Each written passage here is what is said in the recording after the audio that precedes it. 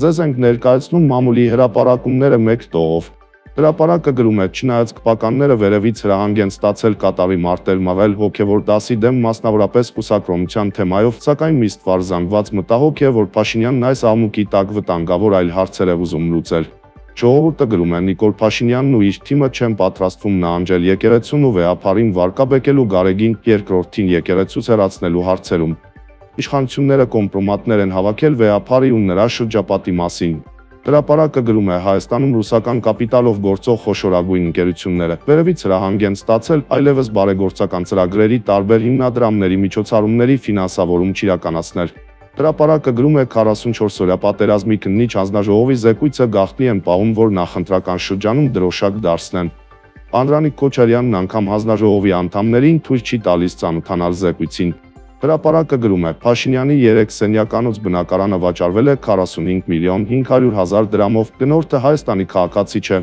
Ժողովուրդը գրում է. իշխանությունը ստեղծել է գումարների ենթադրյալ վատման նոր մեխանիզմ հոգաբարձուների խորհրդի նախագահ Նիկոլ Փաշինյանն է։